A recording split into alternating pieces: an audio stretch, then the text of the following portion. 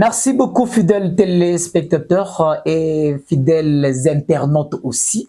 Pourquoi j'ai dit téléspectateurs? Parce que vous allez nous suivre à la chaîne Eurostar Télévision et aussi les internautes. Il y a des chaînes YouTube pour l'ensemble des vainqueurs aussi, avec Pasteur Rémi Flamme. Voilà, nous sommes là dans le cadre d'un grand entretien avec le pasteur prophète Rémi Flamme qui est avec nous ici. On va aujourd'hui parler de la jeunesse face à la vie de la sainteté. Est-ce que les jeunes peuvent aussi vivre d'une vie de la sainteté? Est-ce qu'un vrai chrétien peut aussi faire de la politique? Est-ce qu'un vrai chrétien peut aussi entreprendre? Est-ce qu'il peut faire aussi de l'entrepreneuriat? Là, ce sera quelque chose de très bien et de très meilleur aujourd'hui. Ça sera très spécifique que je vais recevoir aujourd'hui, Pasteur Rémi Flamme. Mais si vous me suivez sur Internet, il faut donc vous abonner. Et si vous êtes avec aussi Serre Life, nous sommes ensemble avec lui, avec Donciel, Serge Donciel. Là, ça va faire quelque chose de meilleur. Merci à Julio Kessia, les réalisateurs. Merci aussi à Benjamin Kisalo. Nous sommes là avec le pasteur Rémi Flamme, à qui je vais recevoir sur ces plateaux pour partager de la parole de Dieu. Il va faire aussi une prière pour nous qui sommes en train de suivre, et surtout non plus les jeunes.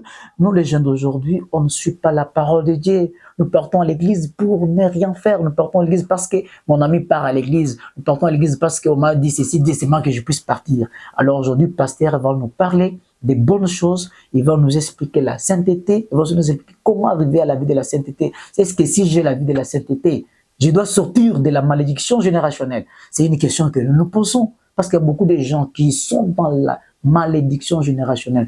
Est-ce que lorsqu'ils vont croire en Jésus-Christ, est-ce qu'ils vont sortir de cette vie-là? Merci beaucoup, nous allons les recevoir et ça sera quelque chose de très meilleur. Merci. Voilà, bon, tel que je vous avais dit, chers téléspectateurs, nous sommes là avec le pasteur prophète Rémi Flamme, à qui j'ai dit bonjour. Bonjour. Je pense que vous allez bien, révérend. Non, par la grâce de Dieu, le Seigneur nous aide tout doucement, nous allons bien. Voilà.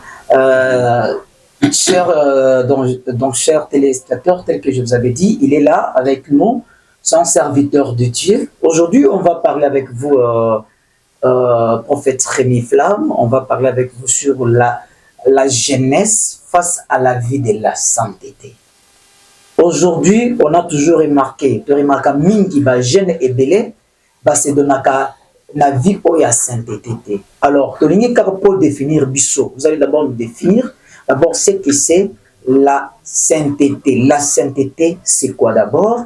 Qu'entendez-vous par la sainteté? D'accord. Oui. Je suis très content, monsieur le journaliste. Oui. Parce que après beaucoup de temps, petit contre-temps, oui.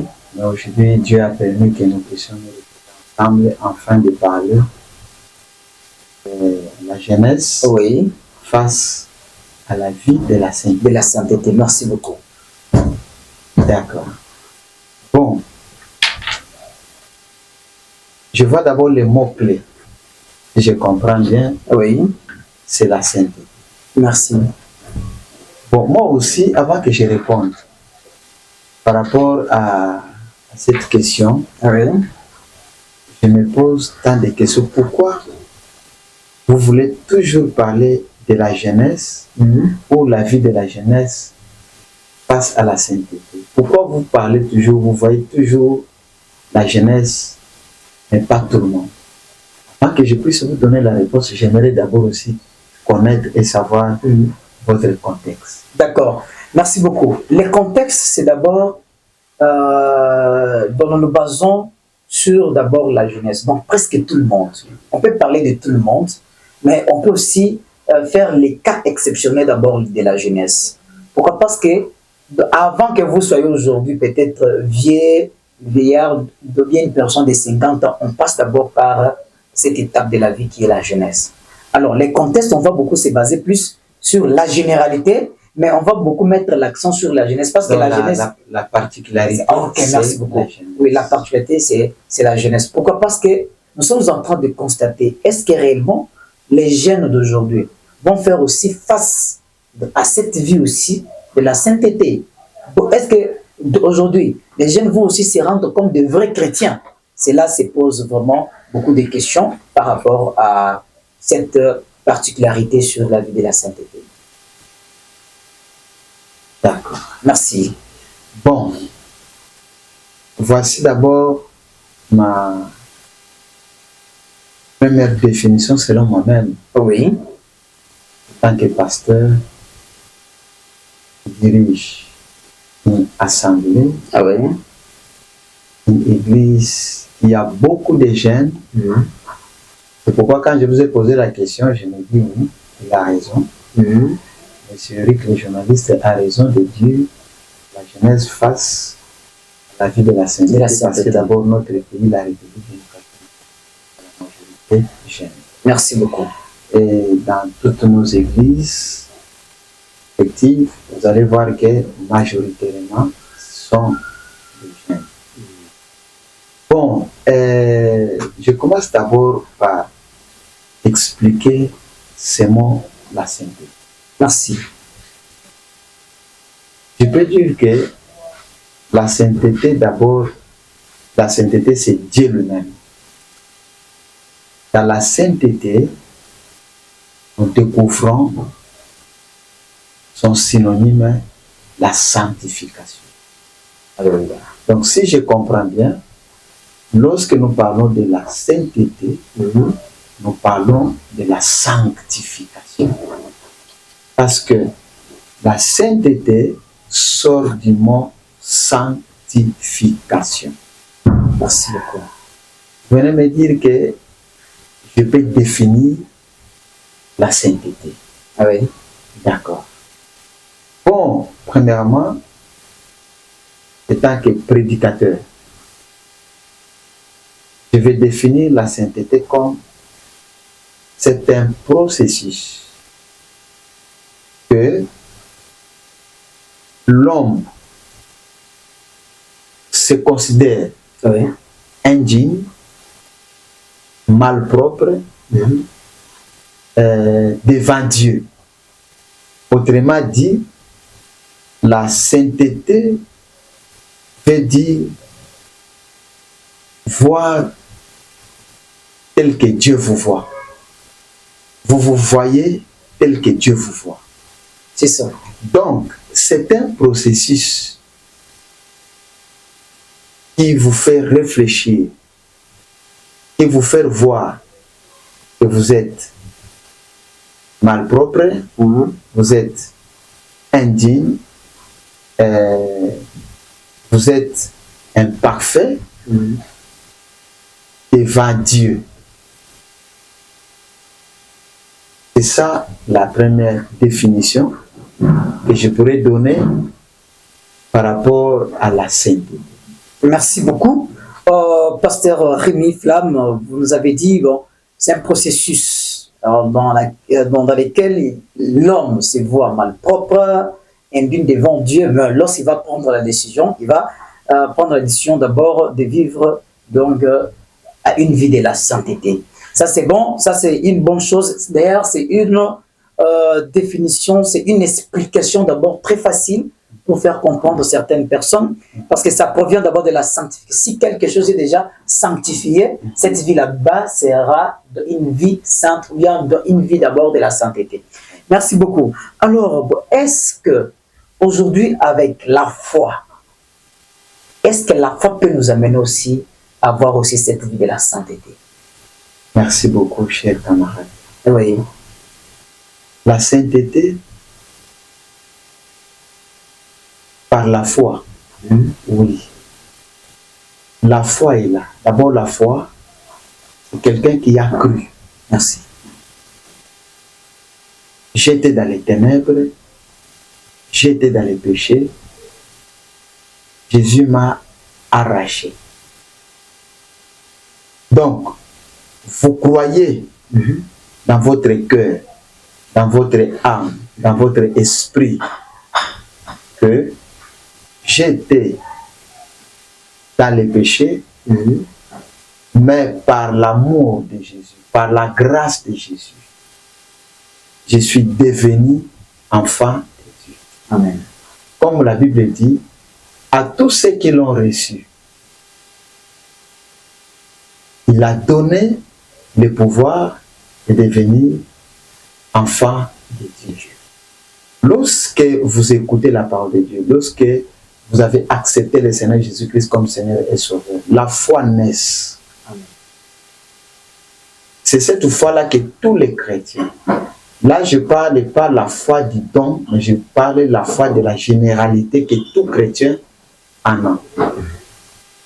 Et lorsque maintenant vous avez cette foi-là, Oui. alors, comme c'est un processus, qu'est-ce qu'il faut? Vous allez voir que avec Dieu, avec l'aide de Jésus-Christ, par la foi, et à chaque fois que vous cherchez Dieu, vous demandez de marcher dans la sanctification. Oui. Et il va aider, il va faire cette grâce afin que nous puissions vivre dans la sainteté. D'accord, ça c'est bon. Nous sentons que vraiment il y a des belles matières qui sortent dans la bouche d'un serviteur de Dieu. Et maintenant, pasteur, aujourd'hui dans beaucoup d'églises, comme dans votre église par exemple, parce que nous allons illustrer quelques photos, les images que les gens vont nous voir, et qui nous suivent par-ci par-là, parce que c'est partout dans le monde entier, parce qu'il y aura des internautes et aussi les téléspectateurs qui vont nous voir. Alors, avec cette majorité peut-être de la jeunesse qui vient à l'église, est-ce que pensez-vous que c'est tout le monde qui a cette croyance-là dans le christianisme, ou bien les gens sont dans le processus d'aller vers le christianisme? Bon, parce que nous sommes en train de parler sur la sanctification ou la sainteté. Oui, la sainteté. Lorsque nous lisons Jean chapitre 17, je pense verset 18, Oui. Jésus-Christ dit quoi? Je me suis sanctifié pour eux. Merci beaucoup. Vous savez que dans ces voyages sur la terre, dans les voyages de la vie chrétienne, vous savez ce qui se passe, c'est quoi? Vous allez voir que ce qui se passe, c'est quoi? Dans cette vie chrétienne, dans ces voyages sur la terre, dans la foi chrétienne, la sanctification ou la sainteté n'est pas facile.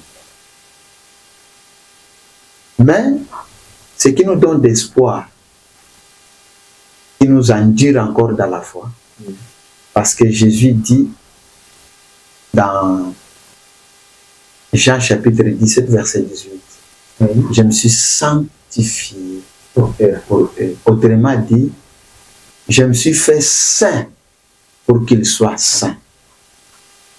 Donc, la sainteté est possible.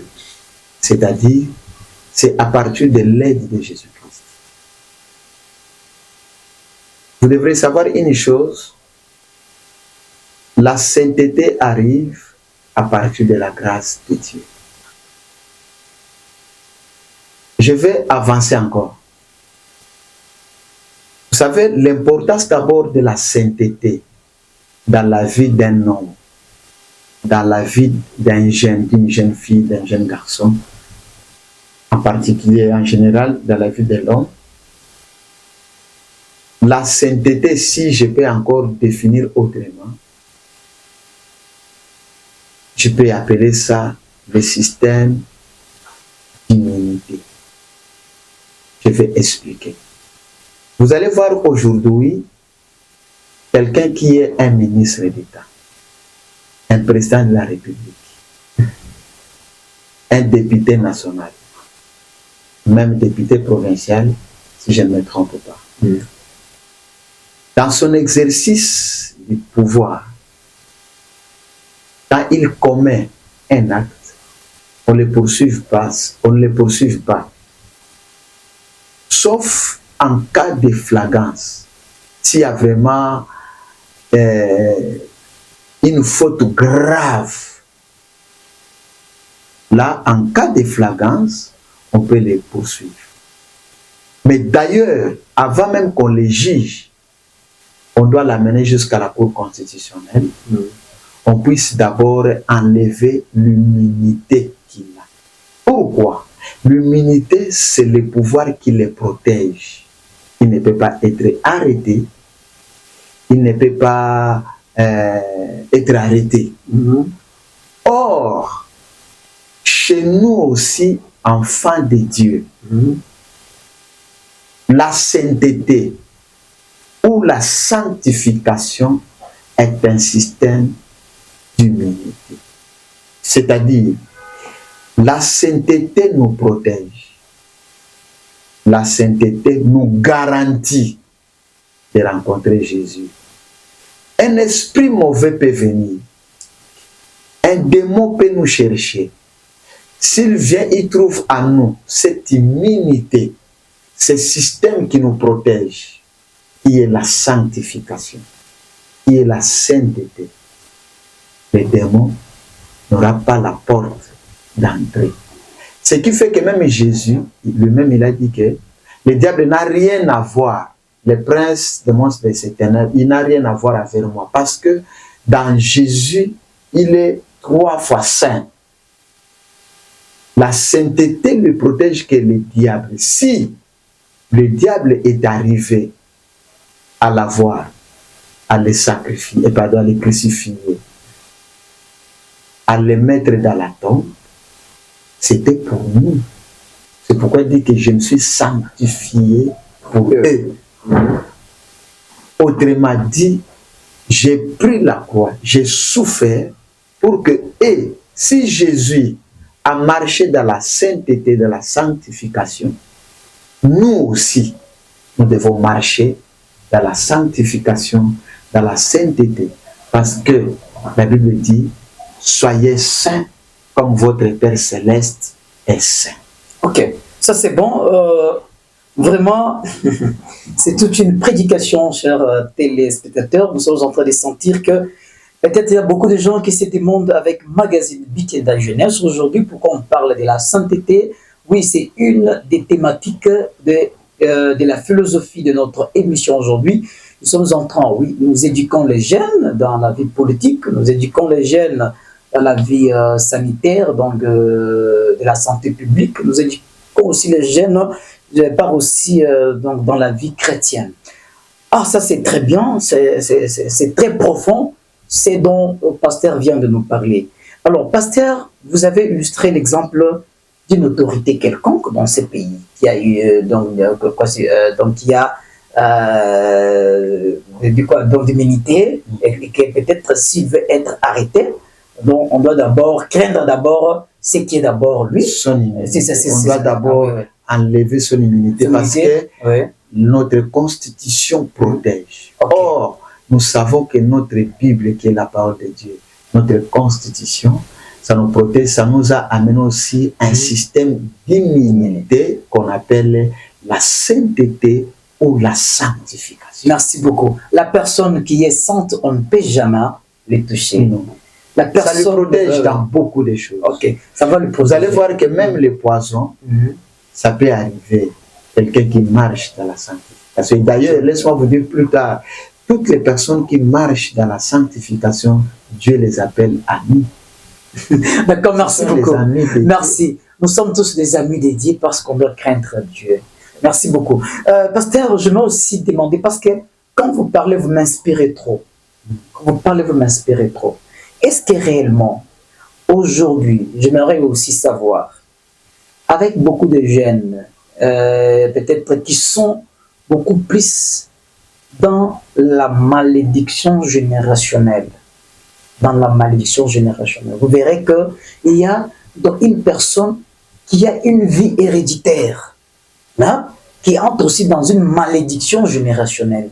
Est-ce que réellement, avec cette personne, lorsqu'il va croire en Jésus-Christ, il va faire tout peut-être, c'est ça, parce que quand vous croyez déjà en Jésus-Christ, vous avez pris la décision de tout refuser. Est-ce que réellement, avec cette personne qui avait déjà une identité dans la malédiction générationnelle, lorsqu'il va maintenant reconnaître que non, Dieu existe, il y a le Christ qui s'est donc crucifié pour elle. Est-ce que réellement, cette personne va aussi se retrouver dans la vie de la sainteté, ou bien cette malédiction va beaucoup plus le suivre? Parce que vous avez dit que non, la sainteté, c'est déjà aussi notre minimité, peut-être qui va beaucoup nous protéger. Ça va faire à ce que nous ne puissions pas nous retrouver encore beaucoup plus dans des péchés, hein, dans la vie de péché ou sur autre chose. Est-ce que réellement avec cette personne qui est dans la vie héréditaire, dans la malédiction générationnelle, est-ce qu'un jour, il peut aussi avoir l'espoir qu'il peut aussi vivre dans la vie de la sainteté? D'accord. Oui. Vous devrez savoir d'abord une chose. Je commence par la vie d'Abraham pour expliciter votre pensée. Oui. Abraham, dans lui, Dieu lui avait fait grâce. Dans Abraham, il avait les peuples. Dans le corps d'Abraham, il avait les Lévites. Symbolise les serviteurs ou les hommes de Dieu. Dans Abraham, il y avait les rois. J'ai commencé à dire à Abraham, il y avait les peuples, il y avait les Lévites, il y avait les rois. Comprenez un peu. Il avait en lui les générations. Or, c'est vrai que nous prêchons la parole à un moment donné sur les liens de famille, les liens de malédiction. Un parent qui a commis son péché, le parent qui a commis son péché, bon, à un moment donné, l'enfant, vous n'étiez pas né, vous commencez à subir la malédiction générationnelle. Oui. Oui, vous pouvez seulement continuer. Alors, mais maintenant, donc, ça existe, c'est vrai. Dans une famille, il peut arriver dans la vie d'un couple, dans la vie d'une famille, il y a les liens de réclamation, les liens parentaux, ou encore les malédictions de la famille. L'esprit de limitation ont décidé que dans cette famille, personne ne peut atteindre 50 ans, par exemple. Ok, c'est ça. S'il arrive à 50 ans, il doit mourir. Et il y a aussi plusieurs personnes comme ça. Il arrive 48 ans, 47 ans, 49 ans, il meurt. La famille, donc, personne arrive. Mais maintenant, si par exemple, il y a eu 10, 15, 20 personnes, dans de telles personnes, dans de telles familles, tu vas voir qu'aujourd'hui, il y a des familles où ils sont poursuivis par la malédiction générationnelle. Les liens de famille, les liens de pauvreté, etc. Et vous allez voir que dans cette famille, les limitations familiales ont fait que personne ne peut atteindre 50 ans ou 40 ans. Dès qu'il arrive proche de 50 ans, il va mourir. Comme je viens de donner l'exemple d'Abraham, qui est notre père de la foi. Dieu a appelé Abraham. Nous tous qui croyons, nous sommes des fils d'Abraham. Dieu aussi établit, lorsque quelqu'un dans une famille, il reçoit le Seigneur Jésus-Christ comme Seigneur et Sauveur. Lui maintenant, Dieu l'établit comme le patriarche spirituel de la famille. Comme Jésus a dit, je me suis sanctifié pour eux. C'est que dans une famille, Dieu établit toujours un homme qui doit être saint pour sanctifier les autres dans la famille. C'est-à-dire, vous par exemple, les journalistes, Eric, vous acceptez le Seigneur Jésus-Christ, vous commencez à marcher dans la sainteté. Vous devrez savoir que vous, vous avez des générations avec vous. À partir de vous, toutes les malédictions s'arrêtent. Vous venez pour changer l'histoire de la malédiction de la famille. C'est pourquoi, une fois que le péché entre dans vous, vous allez endommager les peuples, des rois qui sortiront dans votre famille, des générations qui existent et qui existeront encore dans votre famille. Donc pour dire que un serviteur de Dieu dans une famille, un enfant de Dieu qui craint Dieu, qui marche dans la sainteté, dans une famille, dans une nation, c'est une grande richesse et qu'à travers la personne, il peut arriver à un moment donné d'autres personnes peuvent commettre les erreurs, peuvent commettre les péchés, mais Dieu peut voir seulement la personne, le leader que lui, il a placé dans cette famille qui vit dans la sainteté, dans la sanctification. Dieu les voit. C'est pourquoi vous allez voir qu'aujourd'hui, dans des grandes communautés comme la nôtre, je vais donner un exemple, vous allez voir que notre père, l'apôtre Bob Mankaka, qui est aux États-Unis, il nous a encadré dans la sainteté, un papa qui craint Dieu. Vous allez voir que aujourd'hui, ces sacrifices, vous pouvez prier beaucoup ou pas, mais son onction, sa sainteté, ça couvre ses fils spirituels et ses fils biologiques. Donc, pour dire que c'est possible par rapport à votre préoccupation, c'est possible que quelqu'un, à travers de lui seul, arrête la malédiction à partir de sa sainteté. J'insiste toujours que la sainteté est une bénédiction. Amen. Ce n'est pas une punition. La sanctification, c'est une bénédiction. Ce n'est pas une punition. C'est une grâce.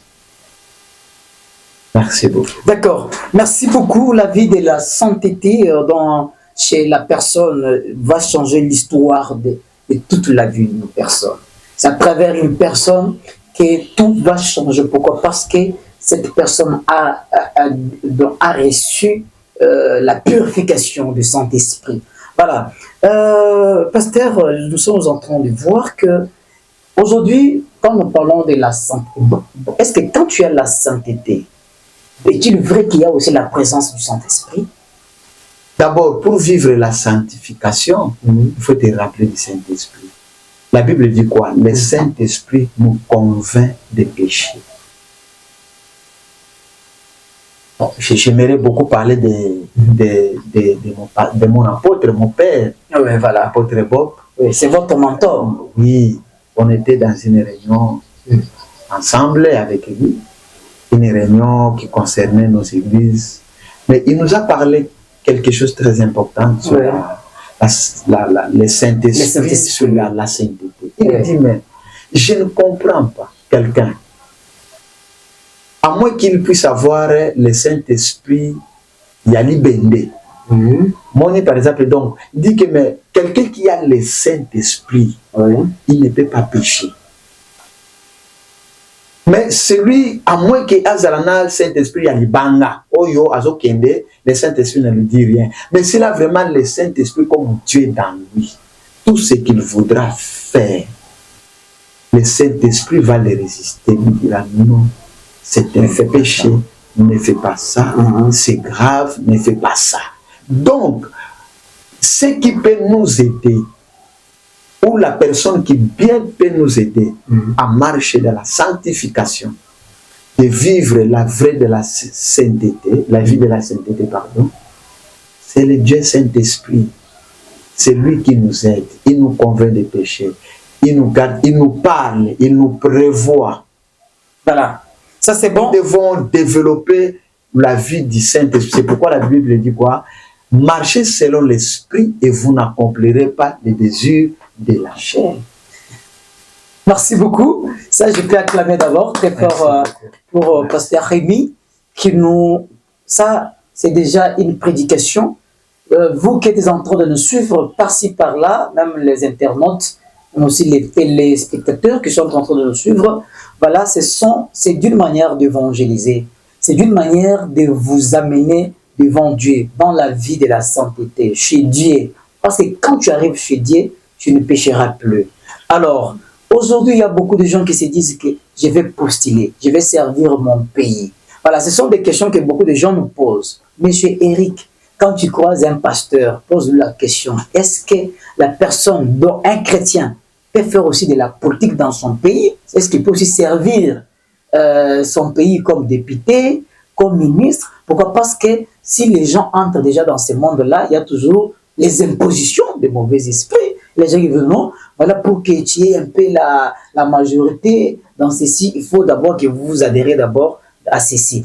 Pasteur, c'est pourquoi j'aimerais aussi vous ramener cette question ici, tant posée par nos téléspectateurs, beaucoup de gens qui nous suivent même, ils disent que est-ce qu'un vrai chrétien peut faire aussi de la politique, peut aussi servir son pays? C'est une question. Merci beaucoup. Bon, notre pays d'abord est laïque. Notre pays n'est pas chrétien. Merci. Le pays est laïque. Ça prouve que il n'y a pas une tendance religieuse qui domine. Ok. Nous ne sommes pas un pays islamique ni un pays chrétien. Toutes les tendances mélangées sont très, très, très importantes. Mais concernant notre pays, nous savons très bien que la majorité est chrétienne. Si vous alliez me poser la question que est-ce que les pasteurs ou l'apôtre ou les prophètes ou un homme, un ministre de Dieu, parce que tu peux prêcher la parole de Dieu, mais tu n'es pas un ministre de Dieu, c'est différent. Ok, comment ça vous? Être un prédicateur n'est pas toujours être ministre de Dieu. Tout le monde peut aller prêcher, mais tout le monde n'est pas appelé au ministère. Là aussi, on va parler ça plus tard. D'accord, ça c'est prochainement. Ça c'est un. Deux, la Bible nous dit ceci.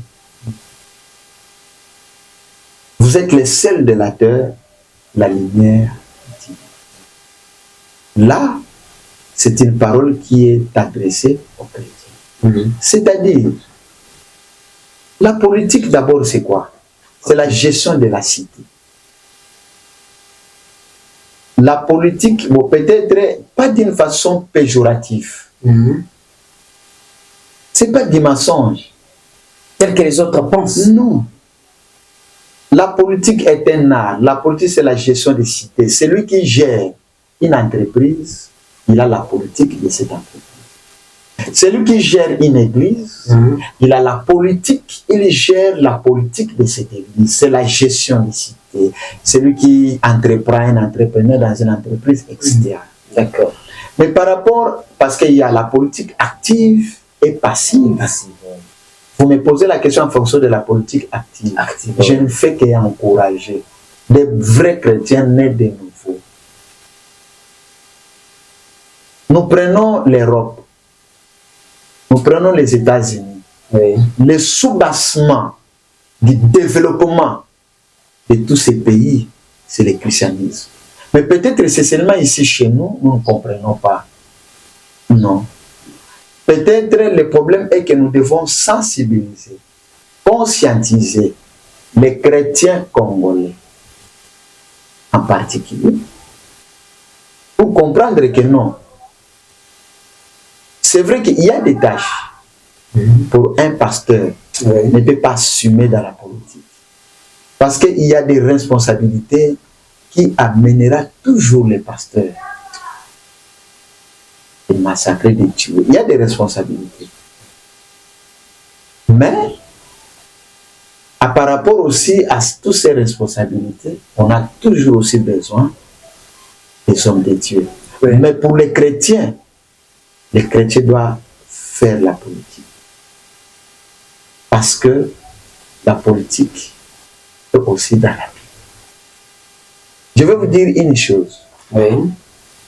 Tous ces régimes que nous voyons, les régimes dictatoriaux, la dictature par exemple, la démocratie, tous ces mots-là, ça vient de la vie. Comment ça? Plus tard, si vous revenez on va vous parler. Tous ces gouvernements du monde que vous voyez, ils s'inspirent du royaume des cieux. La dictature, la démocratie, les pouvoirs totalitaires, tout, etc. J'ai l'envie qu'on puisse partager ça. Ça sera une très bonne chose. D'accord. Ça c'est bon. Ça c'est bon. Merci beaucoup. Prochainement, nous allons nous partager beaucoup plus sur la construction d'un gouvernement d'après la Bible aussi, donc comparativement avec notre monde aujourd'hui. Ça c'est très bien, chers amis, chers téléspectateurs qui sont en train de suivre par-ci par-là. Nous sommes en train de pressentir, de sentir que voilà, ce sont de bonnes choses que beaucoup de gens ne connaissent pas. Même dans beaucoup d'églises, les gens ne reçoivent pas des matières pareilles. Et pourquoi? Parce qu'il y a les gens, raison pour laquelle vous verrez beaucoup de jeunes dans beaucoup d'églises qui ne savent pas où commencer pour bien sanctifier leurs croyances d'abord. Il y a les autres qui partent à l'église pour partir. Aujourd'hui, je vais ici, c'est un pasteur entrepreneur. Il est là, c'est un monsieur qui parle aussi beaucoup plus de l'entrepreneuriat. Il parle aussi beaucoup plus d'un développement. Il parle aussi beaucoup plus de la reconstruction. Les gens qui les connaissent très bien, il y a beaucoup de gens qui m'ont toujours demandé pourquoi vous ne faites plus rentrer encore le pasteur Rémi. Il s'était présenté comme pasteur. Mais aujourd'hui, voilà, je l'ai reçu aujourd'hui. Maintenant, dans les cadres maintenant, dans le cadre pastoral, comme pasteur, vous avez senti que non, c'est quelqu'un qui a quand même des initiatives dans les cadres pastoral. Et si vous voulez nous écrire, il y a les numéros qui s'affichent donc sur la bande donc passante de l'autre côté. Il y a ce numéro du pasteur qui sera là, et aussi le numéro aussi de la chaîne qui est là. Si vous avez des questions par rapport au sujet d'aujourd'hui, surtout vous les jeunes, il faut poser des questions. Les papas, les mamans, il faut poser toujours des questions. Peut-être les autres qui peuvent demander, les pasteurs, il est le pasteur de quelle église, pasteur? D'accord. Mon ministère, c'est les prophètes. Je me sens très à l'aise quand on m'appelle prophète. Voilà, prophète. Bon, mais les prophètes Rémi Flamouangwamba, mais la tâche ou la responsabilité, je veux dire quoi? La fonction que j'exerce, c'est la fonction pastorale. On découvre un prophète par rapport à son enseignement. Merci. Je suis l'un des pasteurs de la grande communauté Mission évangélique Galilée. Juste l'assemblée que je dirige, c'est l'assemblée des vainqueurs qui se trouve sur l'avenue au bout du numéro 78, au milieu de Lemba Super. Juste dès que vous êtes au niveau de la station, sur l'avenue des SK, les supermarchés, nous sommes là, sur l'avenue au bout du numéro. Voilà, vous avez eu l'adresse, c'est bon, c'est la meilleure des choses. Si vous nous suivez, si vous les suivez, si vous voulez beaucoup de questions pour venir lui poser, venez sur l'avenue qu'il a donné. Si vous avez besoin aussi de la sanctification, de la purification, et si vous avez besoin que vous puissiez changer, que vous soyez aussi des vrais chrétiens, voilà, elle est là. Nous sommes en train toujours de continuer parce que nous sommes presque à la fin, on est en train de chuter. Il y aura deuxième édition spéciale, l'entretien toujours avec le pasteur prophète Rémi Flamme, et qui est là. On va beaucoup partager, mais prochainement on va beaucoup parler plus de la vie comparative d'abord du gouvernement du ciel, aussi le gouvernement terrestre aujourd'hui, qui est dans le monde politique. Pasteur, aujourd'hui je vais aussi vous poser une question, vous venez de nous répondre très bien, fidèlement, une question par rapport à la vie politique avec les chrétiens, les vrais chrétiens qui peuvent aussi exercer. Non, est-ce que dans une église, avec les serviteurs que vous avez, d'autres serviteurs que vous avez, est-il possible que tous les serviteurs aussi de Dieu puissent se donner dans la vie entrepreneuriale? Oh, le premier entrepreneur, c'est Dieu. Lorsque Dieu plaça l'homme dans les jardins d'Éden, en fait de cultiver, en fait de dominer, nous sommes en train de voir que la différence entre l'église francophone et l'église anglophone, les anglophones ont compris ça depuis très longtemps, que le ministère, c'est un business, l'église, c'est un business, c'est un entrepreneuriat. Ils ont compris. Vous allez voir que aujourd'hui, l'Église, en dehors des enseignements sur le royaume des cieux, en dehors des enseignements qui doivent amener les gens au ciel, doivent se préparer aussi d'avoir des départements à préparer la jeunesse sur l'entrepreneuriat. Voilà. Pourquoi nous devons nous prendre l'argent. L'entrepreneuriat vous fait, vous devenez indépendant. Oui. Celui qui est un entrepreneur, il prend sa vie en main. Dès le bas âge, il connaît déjà comment avoir l'argent. L'église, la future église, ça sera l'église qui doit commencer à comprendre, à anticiper dans des crises financières qui doivent revenir. Parce que les crises que nous voyons aujourd'hui, des crises au pluriel, ça n'a pas commencé aujourd'hui. À la période d'Abraham, il y avait la crise. Dieu lui a dit, tu quittes ici, là où tu es, tu vas en Égypte. À la période de Joseph, il y avait la crise. La solution est venue. Abraham était un grand entrepreneur. Joseph le même. Si nous revenons encore, vous allez voir que même dans la période d'Isaac, il y avait toujours des crises jusqu'à aujourd'hui. 2019, il y avait la crise de Covid-19. Toutes ces crises. Mais si on n'est pas entrepreneur, on risque d'être surpris. Donc, ce sont des matières que prochainement on doit éclairer très bien. Ça sera une fois. Ça c'est bon, c'est très bien. Un bon chrétien doit être un bon entrepreneur comme Joseph. Voilà. Dans leur période, il y avait aussi la crise.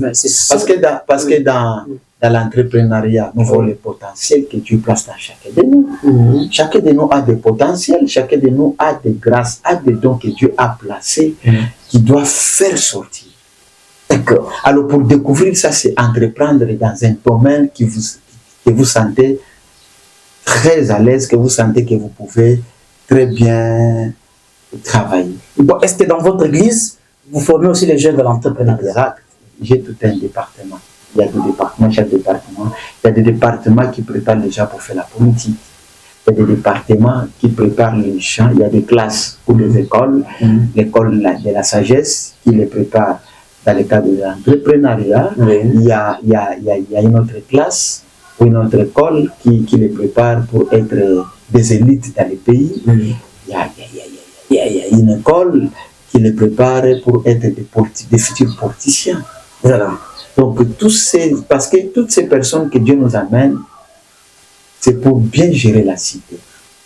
Mais maintenant, à travers la Bible, et surtout que nous les préparons avec la Bible de Dieu, avec la parole de Dieu, pour nous, c'est une grande bénédiction. Voilà. Merci beaucoup, prophète Rémi Flamme, les flammes de Dieu. Voilà. Ces flammes qui est en train de brûler beaucoup plus. Ça fait bien. Nous sommes pratiquement à la fin de notre entretien avec le pasteur Rémi Flamme, prophète, qui nous a beaucoup parlé de la jeunesse face à la sainteté. Il nous a bien explicité qu'avec la sainteté, la vie de la personne change. Même si tu es dans la malédiction générationnelle, mais si tu es déjà sanctifié, notamment, toi, tu seras maintenant la porte ouverte pour maintenant les changements de la vie, aussi la sainteté, aussi pour un bon changement. Par après, il nous a encore parlé que non, les chrétiens peuvent aussi faire de la politique. Pourquoi? Parce que la politique, c'est la gestion de la cité. Le mot de la fin que je vais parler, je vais finir par la prière. Mais avant que je finisse par la prière, c'est vrai qu'aujourd'hui, nous entendons parler dans toutes nos églises. La vie de la sanctification devient un problème pour que les gens puissent le vivre. Le Saint-Esprit va nous aider. À part le Saint-Esprit, parce que le Saint-Esprit est là, il est notre Dieu, il est là, encore ensemble avec nous, pour qu'il nous aide. Ce n'est pas facile. Mais l'homme qui craint Dieu, la femme qui marche dans la sanctification, Dieu ne le laissera pas. la bénédiction, pardon, la sanctification ou la sainteté est une bénédiction pour le corps du Christ, mais ce n'est pas une punition. C'est une immunité, un système de la protection pour nous afin de monter. Il y a aujourd'hui des églises qui montaient, des entreprises qui montaient, ils craignaient Dieu. Dès que le péché pénètre, ça commence déjà à dégringoler, à se rabaisser. Je vais prier à Dieu que Dieu puisse nous aider. Seigneur Père, je viens auprès de toi. Aide à mon peuple, aide à ton église, corps de Christ, de marcher dans la sanctification, dans la sainteté, parce que toi-même tu es 3 fois saint. Père, aide-nous, que le Saint-Esprit nous aide. Là où il n'y avait plus la sainteté, qu'il nous aide de vivre et de marcher dans la sainteté. Au nom de Jésus-Christ de Nazareth. Amen. Amen. Ça c'est bon. Merci beaucoup. C'était le pasteur René Flamme, prophète, qui a prié pour nous et nous allons faire quelque chose de meilleur et nous avons senti encore que vraiment il y avait de la spiritualité, il y avait le Saint-Esprit vraiment qui descendait, que nous avons inspiré pour partager avec vous, les enfants de Dieu, de tout ceci. Pourquoi? Parce que nous avons besoin de la vie, de la sainteté pour que nous puissions vivre heureux. Voilà. Même là-bas, de l'autre côté, d'au-delà, nous serons toujours heureux. Nous sommes pratiquement à la fin de notre entretien avec le pasteur René Flamme. Je pense beaucoup plus à Serge Donciel. Serge Donciel, le DP du hôtel technique, qu'il a ensemble avec nous pour dans les comptes des Serre Life. On est ensemble avec vous. Si vous voulez nous suivre sur Internet, il faut toujours abonnez-vous. Il faut aussi mettre des commentaires et aussi sonner les cloches et ça va très bien. Et si vous voulez aussi nous suivre sur chaîne de télévision, c'est sur Congo Star Télévision. On est ensemble avec vous. Nous sommes sur Blue OTT pour les gens qui sont dans le monde entier. Ça, c'est Blue OTT. Même si vous êtes en France, vous allez nous suivre Congo Star Télévision. Blue Sat, c'est pour la République démocratique du Congo et aussi les TNT. Nous sommes là, partout, sur un peu des canaux là-bas. Et ça va faire quelque chose de très bien. Nous étions sur le plateau de l'Assemblée de vainqueurs. Voilà, vous avez vu, non? C'est sur le plateau, ça c'est très bien. Nous remercions beaucoup les prophètes, pasteur René Flamme, pour vraiment ces beaux cadeaux que nous avons toujours fait pour les 4 et pour l'entretien. Ça va faire quelque chose de meilleur. Et prochainement, nous serons toujours avec lui pour nous parler beaucoup plus, pour parler aux enfants de Dieu. Nous allons beaucoup nous évangéliser et ça sera meilleur. Alors, à la prochaine et ça sera très meilleur. Merci à Julio Kissa. Merci aussi à Benjamin Kissalo qui est derrière la caméra. C'est juste pour vous faire plaisir. Merci beaucoup.